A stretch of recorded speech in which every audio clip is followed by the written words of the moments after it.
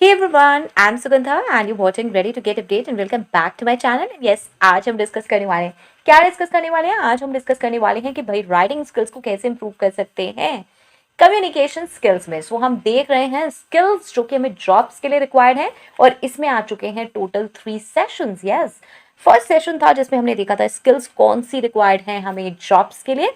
Second में हमने देखा था फर्स्ट स्किल कम्युनिकेशन स्किल्स क्या होती हैं और क्या क्या चीजें होती हैं जो हमें इंप्रूव करनी होती है कम्युनिकेशन स्किल्स के लिए। और उसके बाद से हम देख रहे हैं कम्युनिकेशन स्किल्स में reading, writing, listening, speaking skills कैसे इंप्रूव की जाएंगी।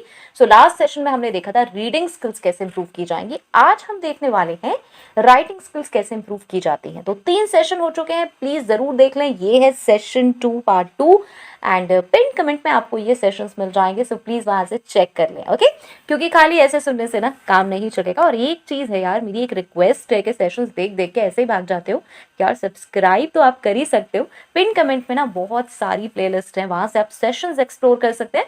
जो सेशंस आपके काम के हो उन्हें देखने के बाद भी सब्सक्राइब कर सकते हैं, right. And yes, please make sure to hit that cute notification bell icon, क्योंकि उसी से आपको पता चलेगा कि नेक्स्ट सेशन में हम क्या देखने वाले हैं, राइट।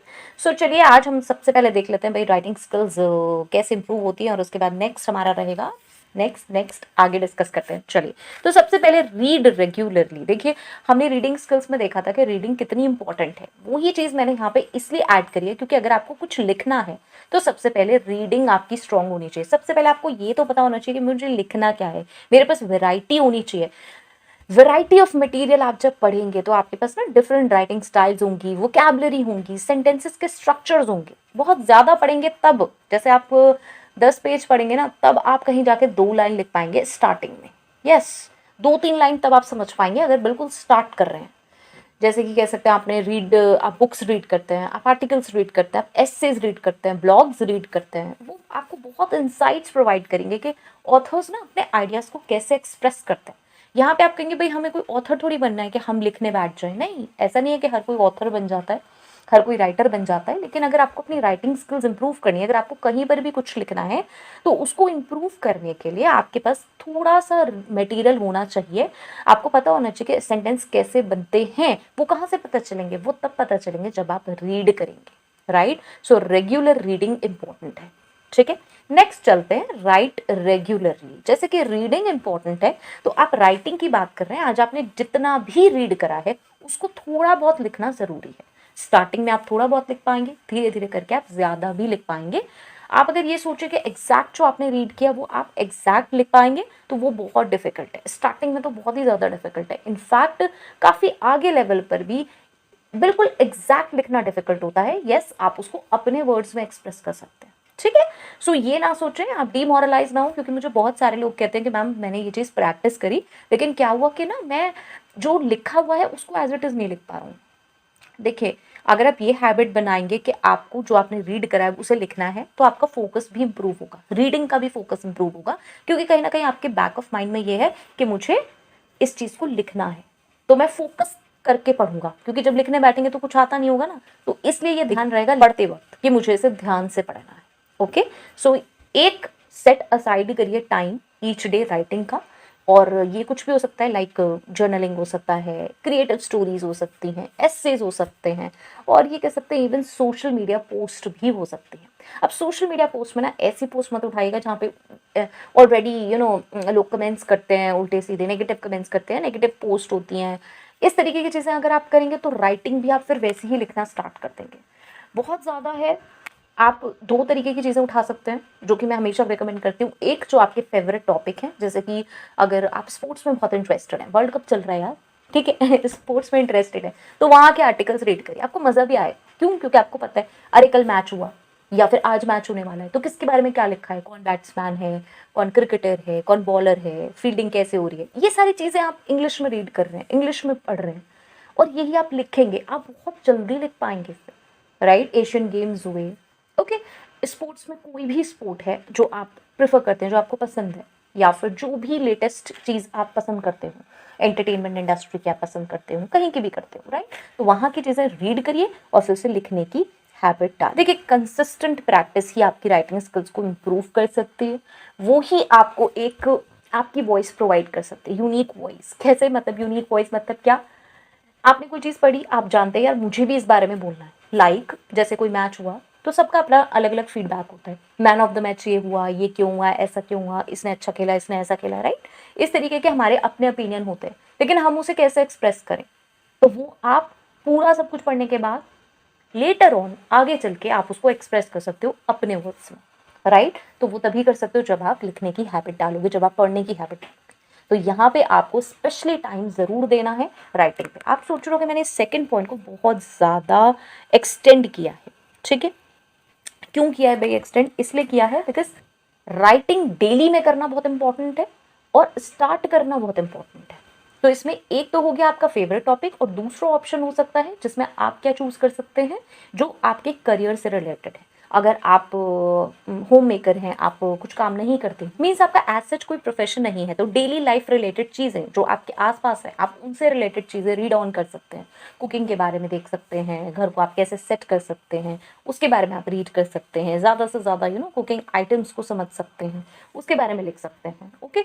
या फिर आप वॉकिंग जाते हैं, जॉगिंग जाते हैं, इन सब चीज़ों के बारे में पढ़ सकते हैं और उसको लिख सकते हैं, ठीक है। सो ये दो हैं चीज़ें जिन्हें आप राइट करना स्टार्ट कर सकते हैं। First is your favourite topic, anything जो आपको फेवरेट लगती है, उसके बारे में आप पढ़ते हैं ज़्यादा से ज़्यादा। और सेकंड चीज़ है जो भी आपका प्रोफाइल है, करंट जो आपका प्रोफाइल है उसके बारे में आप ज़्यादा से ज़्यादा पढ़ सकते हैं। ये दोनों चीज़ें ऐसी हैं जो आपको समझ में आएंगी पढ़ने से ज़्यादा, तो आपका इंटरेस्ट भी बनेगा और इम्प्रूव भी कर सकते हैं। चलिए नेक्स्ट चलते हैं, एक्सपेंड योर वोकैबुलरी।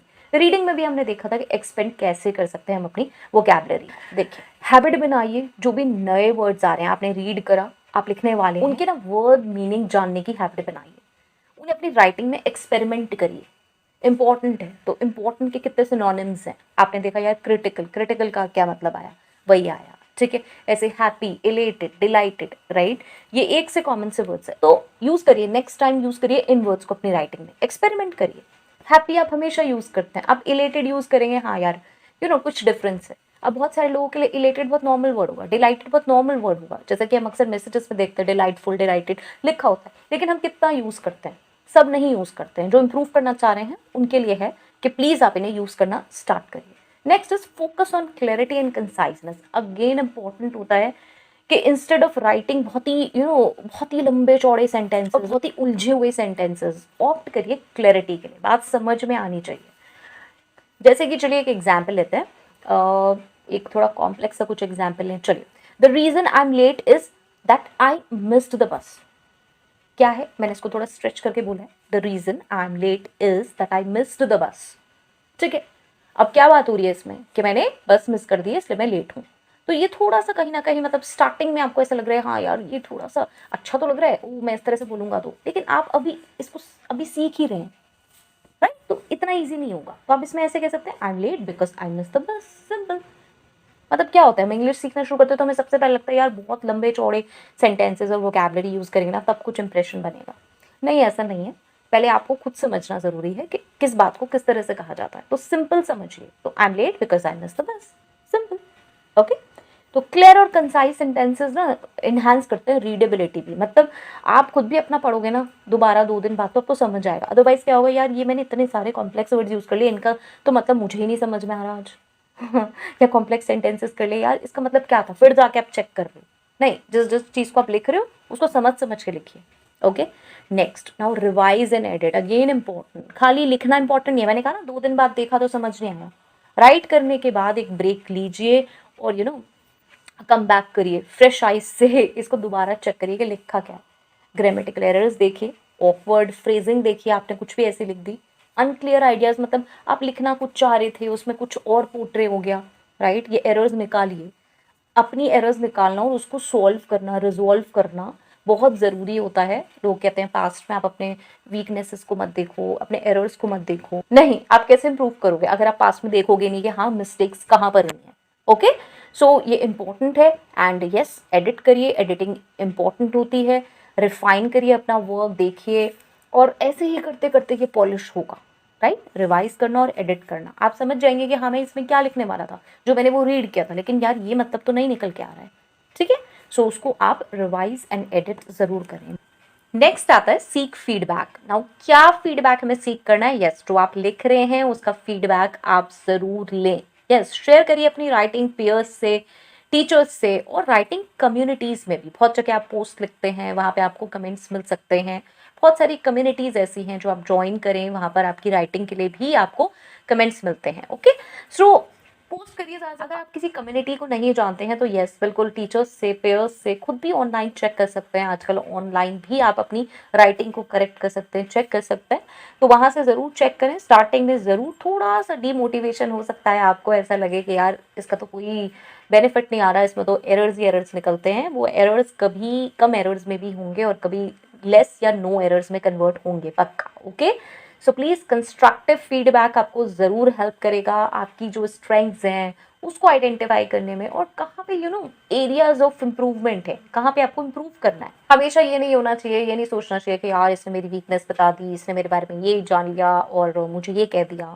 अपनी वीकनेसेस और अपनी कहाँ पे हमें इम्प्रूवमेंट करना है, एक्चुअली इसको देखना ज़रूरी है टाइम के साथ। ओके, तभी हम इम्प्रूव कर सकते हैं। एंड अगर आपको इम्प्रूवमेंट करना है तो ये सारी चीज़ें आपको साथ में देखनी ही पड़ेंगी, चेक करनी पड़ेंगी एंड उसको रेक्टिफाई भी करना पड़ेगा, राइट। सो वो तभी होगा जब आप शेयर करेंगे, कहीं किसी से पूछेंगे, किसी से फीडबैक लेंगे। Next, now this is again very practical and this is practice different writing styles. Okay, इसमें क्या करना है, आपको एक्सपेरिमेंट करना है वेरियस स्टाइल्स के साथ। ये हो सकती है आपकी descriptive writing, persuasive writing, story telling. Now you can say that यार अभी स्टार्ट में हम ये कैसे कर सकते हैं। नहीं, स्टार्ट में आप वही पैटर्न यूज करिए जो हमने करा है और उसके बाद आप ना धीरे धीरे वैरायटी ऐड करना स्टार्ट करिए। मतलब रीडिंग में भी वैरायटी स्टार्ट करिए। खाली फेवरेट टॉपिक और जो आपका प्रोफाइल है उससे रिलेटेड नहीं, और चीज़ों से भी रिलेटेड चीज़ें जानने की कोशिश कीजिए जो कि आपके अराउंड है, वर्क एनवायरमेंट में है। ओके, ग्लोबली चल रही हैं। ओके, ये सब चीज़ें जब आप रीड करेंगे तो यस ऑब्वियसली वो सारी चीज़ें आपकी राइटिंग में भी आएंगी। हर एक स्टाइल की ना अपनी एक यूनिक टेक्निक है। तो चलिए एक एग्जाम्पल लेते हैं, जैसे कि पर्सुएसिव एस्से है, तो उसमें क्या चीज़ इंपॉर्टेंट होती है, उसमें होता है एक कंपेलिंग आर्ग्यूमेंट जिसके साथ एक एविडेंस सपोर्ट में होता है। ओके, सो इससे क्या हो रहा है, आप वैरायटी चीज़ें सीख रहे हैं।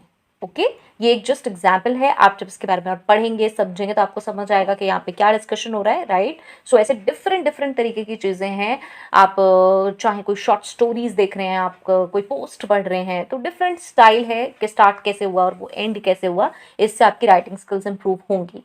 Next is study grammar and punctuation. Again मैंने रीडिंग में भी कहा था भाई लिखोगे क्या, अगर आपको ग्रामर एंड पंचुएशन सही नहीं पता होगी तो लर्न करिए रूल्स ऑफ ग्रामर और पंचुएशन, बहुत इंपॉर्टेंट है। Proper use of commas, semi colons and verb tenses कैसे यूज होते हैं। जैसे कि एक एग्जांपल से बचते हैं, हम इट्स यूज करते हैं, कॉन्ट्रैक्शन है, इट इज यूज करते हैं, कहाँ पे कौन सा वर्ड यूज होना है, ये करेक्ट फॉर्म हमारी राइटिंग में कौन सी होनी चाहिए, इसकी नॉलेज कहाँ से आएगी, ये जरूर तभी आएगी जब हम ग्रामर एंड पंचुएशन पे फोकस करेंगे। ओके, चलिए नेक्स्ट देखते हैं। Next is read writing guides and resources. देखिए ये क्या है, बुक्स हैं, ऑनलाइन रिसोर्सेज हैं राइटिंग टेक्निक्स पे, स्टाइल गाइड्स हैं, ग्रामर रूल्स हैं। ये ना आपको वैल्यूएबल इंसाइट्स देते हैं। ये ग्रामर एंड पंचुएशन तो एक आपका कोर्स हो गया, चलिए आप ग्रामर पंचुएशन देख रहे हैं, लेकिन इसके अलावा भी बहुत सारी जैसे फ्रेजल वर्ब्स हैं, राइटिंग गाइड्स हैं बहुत सारी, जिससे आपको डिफरेंट स्टाइल्स पता चलते हैं। इनके बारे में भी आप स्टडी करिए।